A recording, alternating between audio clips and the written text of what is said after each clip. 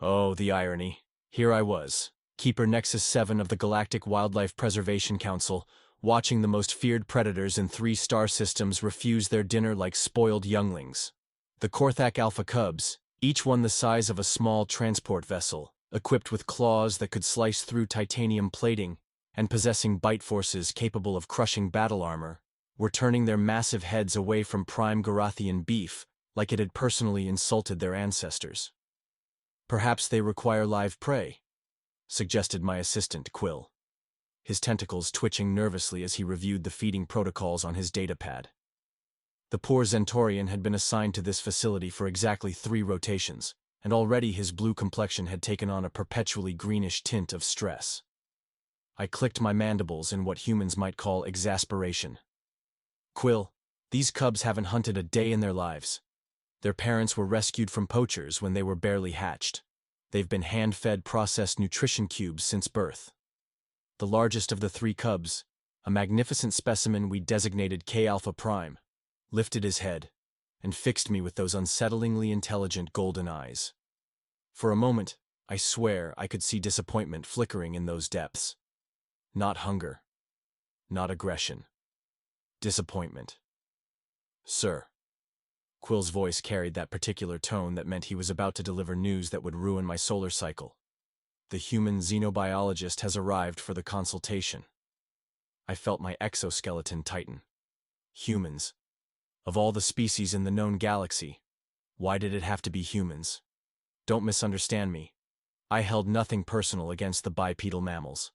It's just that wherever humans went, things had a tendency to become complicated. Their approach to problem-solving often defied every known principle of logic, physics, and occasionally common sense. Send her in, I sighed, my breathing spiracles fluttering with resignation. The human who entered the habitat dome was not what I expected. She was small, even by human standards, with wild auburn hair that seemed to have achieved independence from any grooming attempts. Her clothing was practical, but stained with what appeared to be various organic compounds. She carried a worn leather satchel that looked like it had survived several small wars. Dr. Kestrel Thorne, she announced, extending her hand in that peculiar human greeting ritual. And before you ask, yes, my parents had a sense of humor naming me after a bird of prey. I gingerly touched her hand with one of my smaller manipulator claws. Keeper Nexus 7. And this is my assistant, Quill. Dr. Thorne nodded to Quill, then immediately turned her attention to the cubs. What happened next defied every protocol in my extensive training manual. She walked directly toward the containment barrier. Dr. Thorne, I called out, my voice hitting frequencies that made Quill's tentacles curl in distress. That barrier is the only thing preventing those creatures from… She raised a hand without looking back. From what? Starving themselves to death? Yeah, I read the reports during my transit. K-Alpha Prime's head swiveled to track her movement. His siblings, K-Alpha Beta and K-Alpha Gamma, slowly rose from their resting positions. The air in the dome seemed to thicken with anticipation. Or maybe that was just my own terror response kicking in. Dr. Thorne stopped just outside the barrier's energy field and did something that made my compound eyes nearly pop from their sockets. She sat down, cross-legged, on the floor, like she was having a picnic in a children's play area instead of facing down 3 apex predators. "Hello, boys," she said conversationally, as if the cubs could understand standard galactic. "Rough day, huh? Not feeling much like eating your vegetables, I see." The cubs exchanged looks. I'm not anthropomorphizing here. They actually exchanged looks. K-Alpha Beta tilted his head at an angle that, in Korthak body language, typically indicated curiosity. K-Alpha Gamma took a step closer to the barrier, his massive paws making no sound on the specialized flooring. But it was K-Alpha Prime's reaction that sent chills through my exoskeleton. The largest cub lowered himself into what could only be described as a playbow. Among Korthaks, this was a gesture reserved for pack hierarchy establishment or play invitations.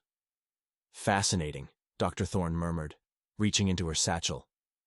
"You know what the problem is, don't you?" She wasn't asking the cubs. She was asking me. I felt my mandibles click involuntarily. Doctor, if you have theories, perhaps we should discuss them at a safe distance. They're not eating because they don't trust their food, she interrupted, pulling something wrapped in cloth from her bag. Think about it from their perspective. Their parents were murdered by poachers. They were rescued, sure, but they've been in artificial environments their entire lives. Everything they receive comes from the hands of aliens who speak in frequencies they can't process, smell like chemical sanitizers, and move in ways that trigger every predator instinct evolution gave them. She unwrapped whatever she'd retrieved, and the most mundane aroma filled the dome. Bread. Simple, yeast-risen, grain-based bread that humans seem to consider a dietary staple. They're not refusing to eat because they're not hungry, Dr. Thorne continued, tearing off a piece of bread and holding it up where the cubs could see it. They're refusing to eat because nothing in their environment signals safety. Food sharing is one of the most fundamental trust-building behaviors among social predators.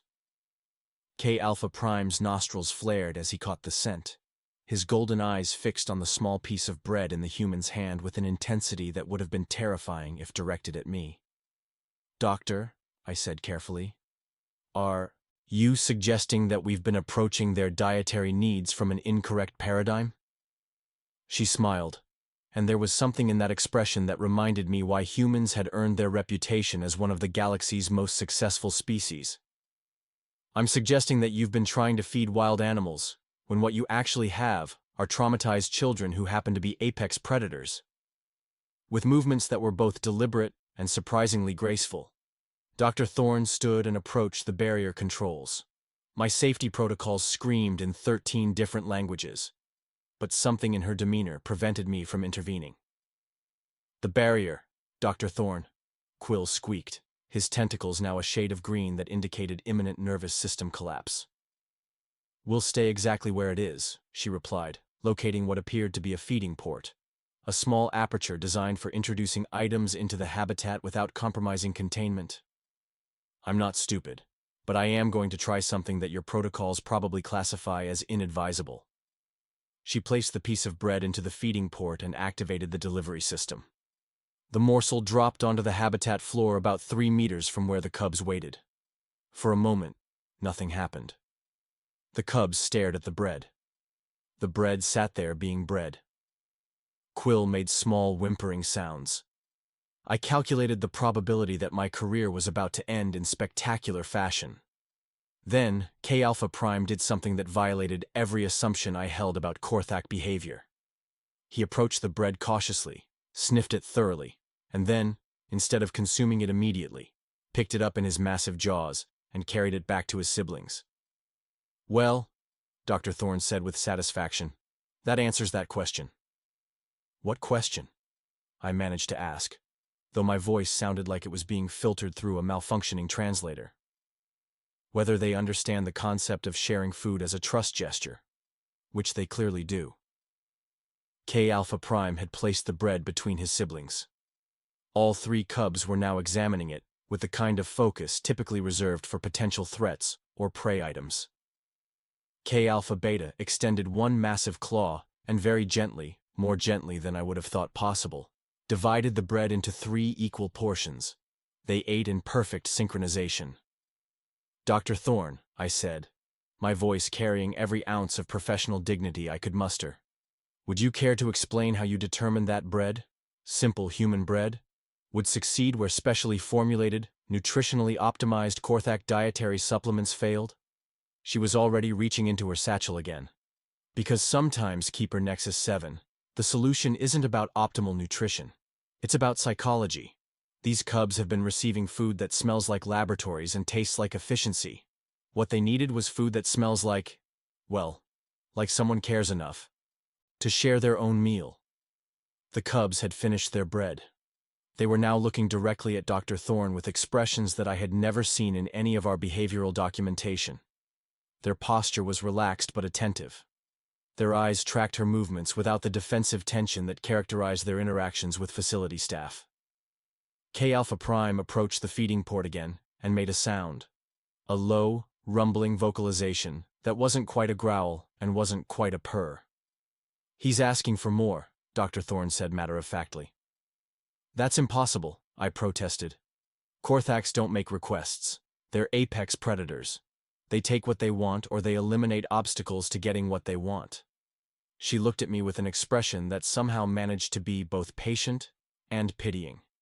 "Keeper, with respect, maybe it's time to reconsider what you think you know about Korthaks.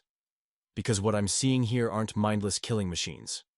What I'm seeing are three very intelligent, very social young predators who've been trying to figure out whether the strange aliens keeping them captive can be trusted." She produced another piece of bread and repeated the feeding process. This time, K Alpha Prime didn't carry the food back to share. Instead, he consumed it immediately and then positioned himself directly in front of the feeding port, in what could only be described as a hopeful stance. "The question now," Dr. Thorne continued, "is whether you're willing to completely restructure your approach to caring for these cubs based on the revolutionary concept that they might actually be individuals with preferences, emotional needs, and social intelligence." The implications of what she was suggesting hit me like a cargo freighter traveling at sublight speeds. Everything we thought we knew about Korthak behavior, every protocol, every safety measure, every assumption that had guided our conservation efforts for the past 50 standard years. "You're suggesting that they've been refusing standard food not due to biological incompatibility, but due to psychological distress caused by our clinical approach to their care." "Bingo," she said, using one of those inexplicable human expressions that somehow conveyed meaning despite being linguistically nonsensical. K Alpha Beta had now joined his brother at the feeding port, making similar vocalizations. K Alpha Gamma hung back, but his body language indicated curiosity rather than fear or aggression. "Dr. Thorne," Quill ventured, having recovered enough color to speak without his voice cracking, "if your theory is correct, what would you recommend for long-term behavioral modification?" She grinned, another expression that reminded me why humans were simultaneously fascinating and terrifying. "Well, first we're going to need a lot more bread, and then we're going to completely revolutionize everything you think you know about xenobiology." The cubs were watching her with what I could only describe as expectation, as if they understood that something significant was happening, as if they were waiting to see what came next. I looked at the empty feeding trays filled with untouched, nutritionally perfect Korthak formula. Then I looked at three apex predators who had just shared bread like civilized beings. "Dr. Thorne," I said, feeling my entire worldview restructuring itself around this new paradigm, "I believe we need to have a very long conversation about your proposed methodology." She was already reaching for more bread. "Oh, Keeper," she said with that unsettling human smile, "you have no idea how interesting things are about to get." The next few minutes challenged every fundamental principle of xenobiology I'd learned in my 3 decades of service. Dr. Thorne continued her bread-sharing ritual, but with each exchange, something remarkable was happening. The cubs weren't just eating, they were communicating. K Alpha Prime had begun making soft, rhythmic sounds that I initially mistook for digestive processes. But when K Alpha Beta responded with similar vocalizations, and K Alpha Gamma joined in with what could only be described as harmonious tones, I realized we were witnessing something unprecedented. "Are they singing?" Quill whispered, his datapad forgotten in his trembling tentacles. Dr. Thorne paused in her bread distribution, tilting her head to listen. "Not singing exactly, more like bonding vocalizations. Think of it as their version of a family dinner conversation." The sound was hauntingly beautiful, 3 distinct voices weaving together in patterns that spoke of intelligence, of emotional complexity, of social bonds that our sterile facility had been systematically ignoring.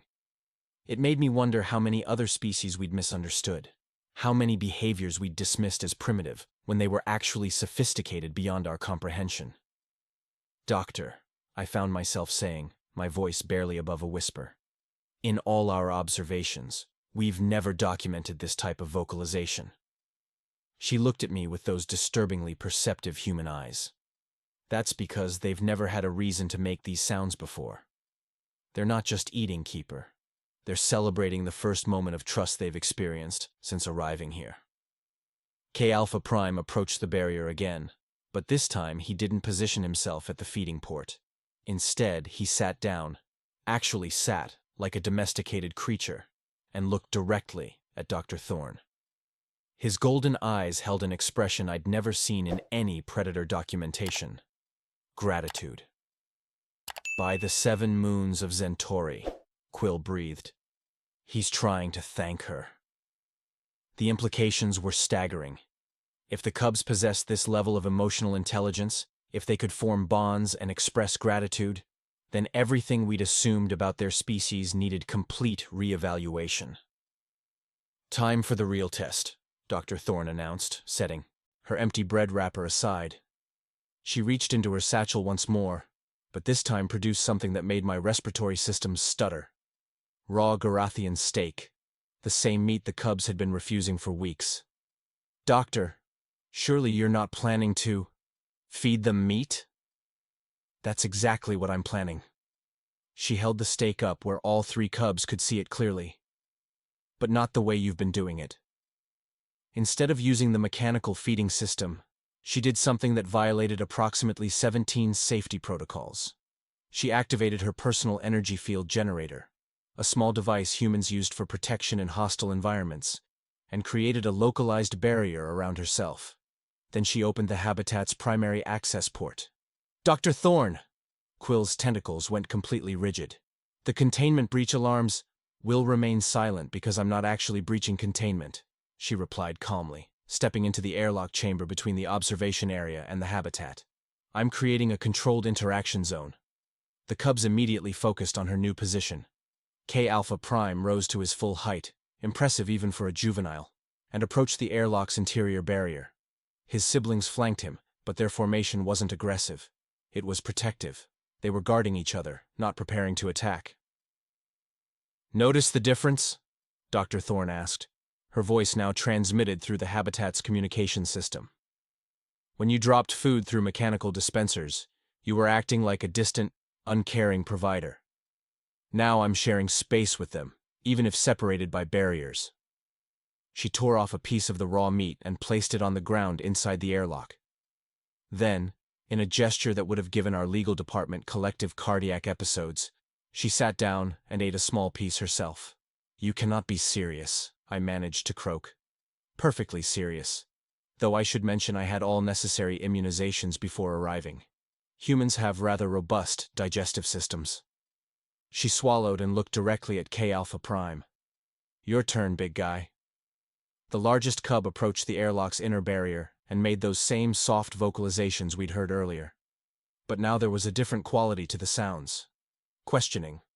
Almost conversational.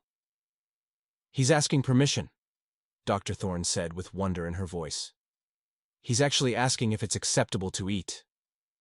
K-Alpha Prime extended one massive claw through the barrier's food port and delicately retrieved the meat piece. Instead of consuming it immediately, he carried it back to his siblings. They examined it together, much as they had with the bread. Then K-Alpha Beta did something that short-circuited my understanding of predator behavior. He approached the airlock and made a different vocalization. Deeper, more complex. What's he doing now? Quill whispered. Dr. Thorne's expression shifted to one of pure fascination. I think he's inviting me to eat with them. Not just share food, but actually dine together. She produced more meat from her supplies and went through the same ritual, showing it to the cubs, eating a small portion herself, then offering the rest. This time, all 3 cubs approached the barrier together. The feeding that followed was unlike anything in our documentation. The cubs didn't devour their food with the savage efficiency we'd expected from apex predators. Instead, they ate slowly, deliberately, pausing frequently to make those harmonious vocalizations toward Dr. Thorne. They're including you in their pack dining ritual, I realized aloud. This isn't just feeding. This is social bonding through shared meals. Exactly. She stood up within her protective field and moved closer to the barrier. These cubs weren't rejecting nutrition. They were rejecting isolation. In the wild, Korthak family groups eat together, communicate during meals, and use food sharing to maintain social hierarchies and emotional connections. K-Alpha Gamma, the most reserved of the 3, approached the barrier directly in front of Dr. Thorne. He made a sound I'd never heard before, soft, almost musical. "What was that?" I asked, though part of me already suspected. "If I had to guess, that was a Korthak, thank you." Dr. Thorne reached toward the barrier, her hand stopping just short of the energy field. "Or maybe, welcome to the family." The cub pressed his massive paw against the barrier where her hand hovered. Even through the energy field, even separated by technology designed to contain the galaxy's most dangerous predators, the gesture was unmistakably gentle. "Doctor," I said, my voice carrying a weight I hadn't felt in years. "What you've accomplished here today, it changes everything. Our understanding of Korthak intelligence, social structure, emotional capacity. Changes everything about how we approach conservation, you mean?" She deactivated her personal shield and stepped back into the observation area. "These cubs don't need better nutrition or larger habitats or more sophisticated monitoring systems. They need what every intelligent social species needs: respect, understanding, and genuine care." The cubs had finished their meal, but they remained near the barrier, watching Dr. Thorne with those remarkably expressive eyes. K-Alpha Prime made one final vocalization, longer, more complex than any we'd recorded. "He's saying goodbye," she translated. "But not farewell forever goodbye. More like, until we meet again tomorrow. Goodbye." Quill had recovered enough to operate his datapad.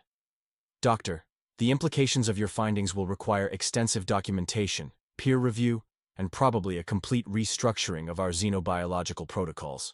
She laughed, that peculiar human sound that could convey humor, irony, and satisfaction simultaneously. "Quill, that's exactly the point. Sometimes the most sophisticated solution is also the simplest one. These cubs didn't need advanced science. They needed someone to sit down and share a meal with them." As if responding to her words, all three cubs moved to the center of their habitat and lay down together, their massive forms arranged in a pattern that spoke of comfort, security, and contentment. For the first time since their arrival, they looked genuinely at peace. "So, what happens now?" I asked, though I suspected I already knew the answer. "Now we revolutionize everything. We train staff in Korthak's social protocols. We redesign feeding procedures to emphasize interaction over efficiency. We acknowledge that conservation isn't just about preserving biological functions. It's about preserving the emotional and social complexity that makes each species unique." She packed her satchel and headed toward the exit, then paused. "Oh, and Keeper? Tomorrow I'm bringing a full loaf of bread, and maybe some of those Terran fruits they've never tried. Something tells me we're going to discover these cubs have very sophisticated palates once they trust us enough to be adventurous." After she left, Quill and I stood in the observation area, watching three of the galaxy's most feared predators sleep peacefully together. They looked, for all the world, like contented children who'd just enjoyed their first real family dinner. "Sir," Quill said softly, "I believe we're going to need to rewrite every manual in the facility." I clicked my mandibles in what I hoped conveyed determination, rather than overwhelming panic. "Then we'd better get started. Something tells me Dr. Thorne is just getting warmed up." From the habitat, a soft rumbling sound drifted through the speakers. Three cubs purring in harmony as they dreamed whatever dreams young Korthaks dream when they finally feel safe enough to truly rest. The next morning brought chaos in the most unexpected form. I arrived at the facility to find Dr. Thorne already there, surrounded by what appeared to be half the Xenobiological Research Department, 3 news crews, and a delegation from the Galactic Council's Ethics Committee. "Keeper Nexus 7, Director Vash Prime's voice boomed across the observation deck with all the warmth of a malfunctioning climate control system. "Would you care to explain why overnight footage from Habitat 7 has caused the biggest scientific controversy since the discovery of sentient crystals on Rigel 4? I looked through the observation window to see the cubs awake and actively playing. Not pacing, not displaying stress behaviors. Playing. K-Alpha Prime was engaged in what could only be described as a game of tag with his siblings, while K-Alpha Beta appeared to be attempting some form of puzzle solving with the Habitat's enrichment devices. "Sir, I believe the cubs are demonstrating previously undocumented behavioral patterns that suggest we've been committing inadvertent psychological abuse against sapient beings for 50 years. Director Vash Prime's carapace had turned an alarming shade of purple. The Galactic Ethics Committee is demanding immediate reviews of every conservation facility in known space. Dr. Thorne stepped forward with that maddeningly calm human demeanor. Director, if I may, the cubs' behavioral changes simply confirm what many xenobiologists have theorized for decades. Complex predators require complex social environments. We've proven that conservation isn't just about physical preservation. It's about honoring the cognitive and emotional needs of every species. Dr. Thorne, a council representative, interjected, her crystalline form refracting the habitat's lighting into rainbow patterns. Your methods, while apparently effective, have raised significant questions about protocol violations. Entering restricted areas, consuming potentially contaminated biological matter, engaging in direct interaction with classified dangerous species. All within acceptable safety parameters, Dr. Thorne replied smoothly. My personal protection systems exceeded facility standards, and my actions were based on established xenopsychological principles. Meanwhile, K Alpha Prime had noticed the commotion in the observation area. He approached the viewing barrier and made those distinctive vocalizations we'd learned to recognize as communication attempts. But this time, something extraordinary happened. K Alpha Beta and K Alpha Gamma joined him, and together they created a complex harmonic pattern that lasted nearly 30 seconds. The sound was hauntingly beautiful, but more than that, it was clearly structured, with repeating motifs and rhythmic variations. Are they composing music? Asked one of the news reporters, a Tellurian whose bioluminescent patches were flickering with excitement. They're telling a story, Dr. Thorne said with conviction. Listen to the pattern. It's got narrative structure. Beginning, development, climax, resolution. If I had to guess, they're recounting yesterday's events to anyone willing to listen. The implications hit the assembled crowd like a meteor impact.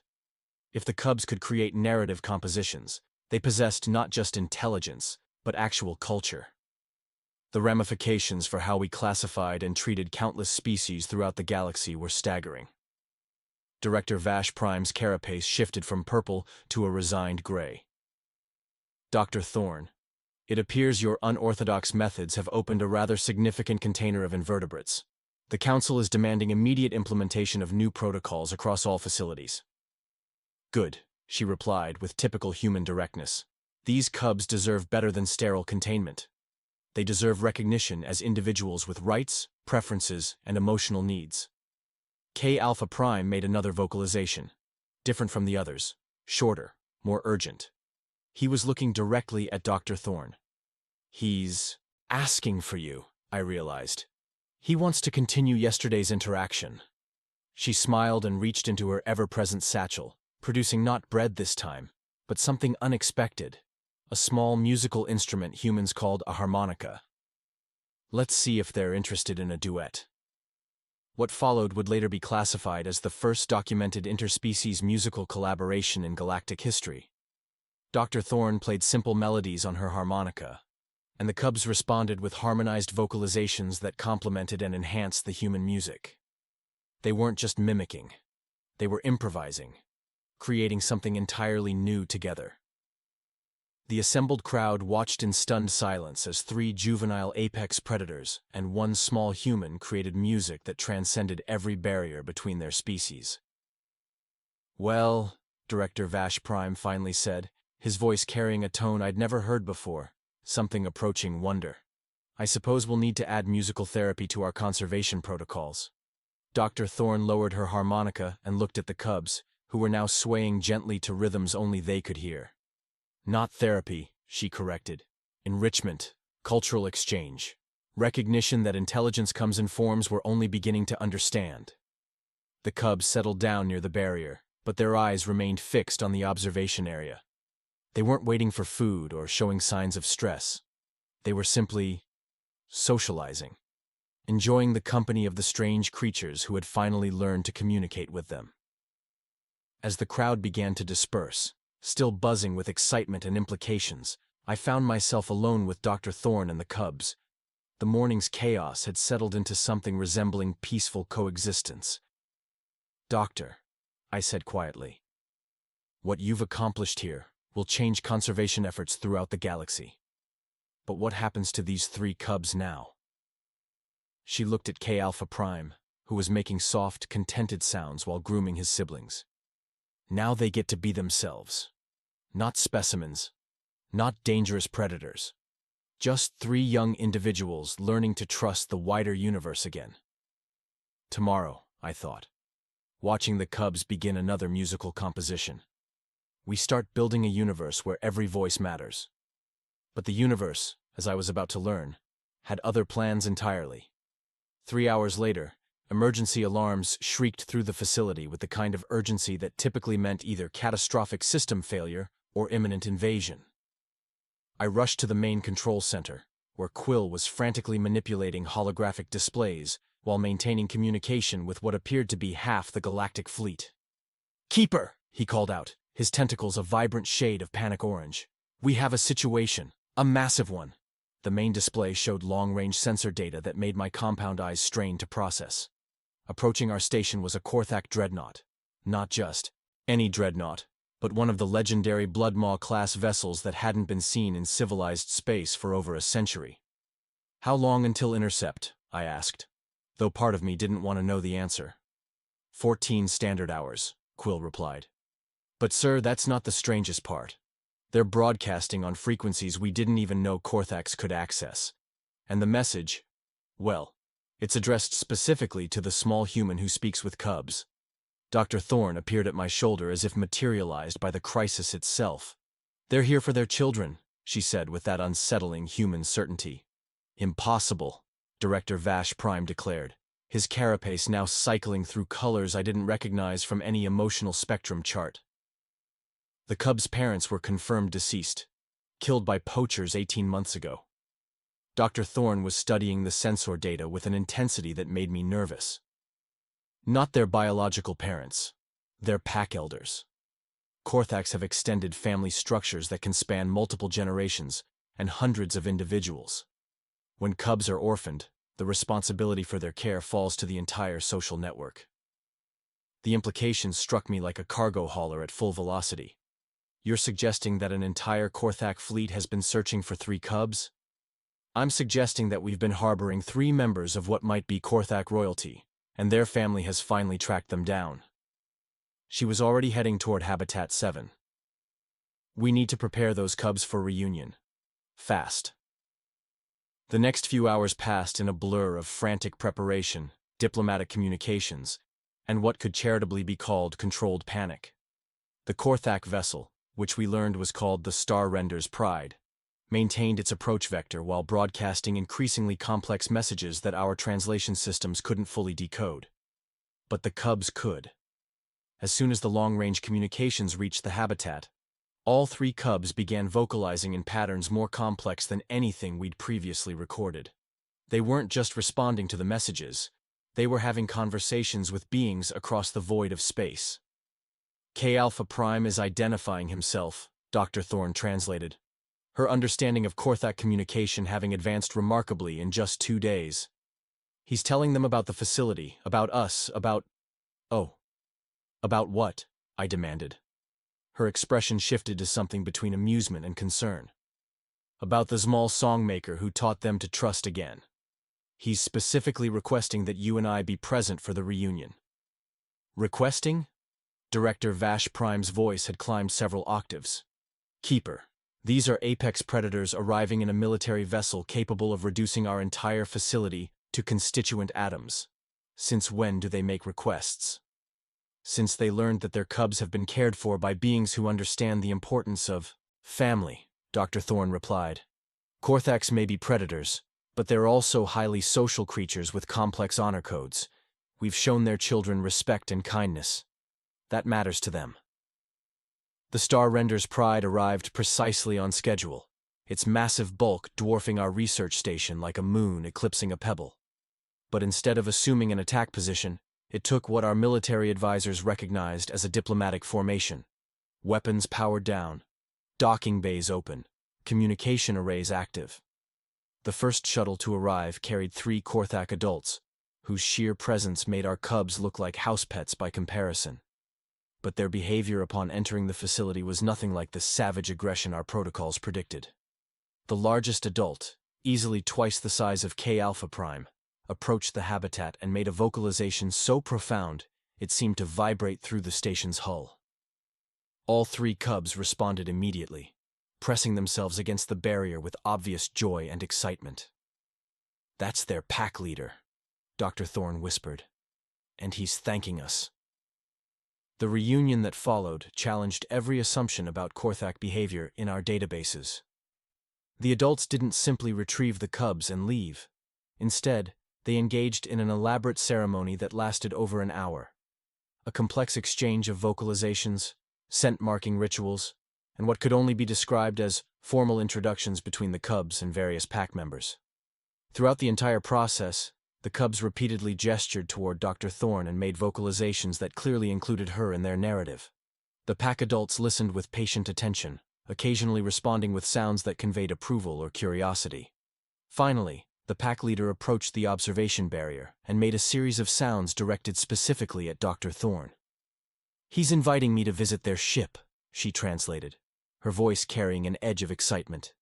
"He wants to show me their cub's place in the pack hierarchy, and I think to discuss long-term cultural exchange programs."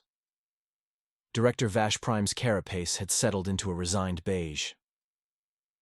"Dr. Thorne, you do realize you're being invited aboard a Korthak dreadnought as an honored guest. The diplomatic implications alone could reshape interspecies relations for centuries." She grinned with that distinctly human expression that suggested she was about to do something simultaneously brilliant and terrifying. "Director, sometimes the best diplomacy happens when you're willing to share a meal with strangers who might become friends." As the cubs prepared to leave with their pack family, K Alpha Prime made one final gesture. He pressed both massive paws against the barrier and held Dr. Thorne's gaze for a long moment. The vocalization he made was unlike any we'd heard, gentle, complex, and unmistakably affectionate. "He says he'll never forget the human who taught him that. Kindness exists in the universe," Dr. Thorne translated, her voice suspiciously thick. "And that someday, when he's a pack leader himself, he'll make sure other lost cubs know they're not alone." The cubs left with dignity, surrounded by family who had crossed the galaxy to bring them home. But they left behind something unprecedented. Proof that understanding and compassion could bridge any gap between species. As I watched the Star Render's Pride depart with its precious cargo, I realized that 3 orphaned cubs and 1 determined human had just rewritten the fundamental rules of interspecies relations. The universe, it seemed, was about to become a much more interesting place.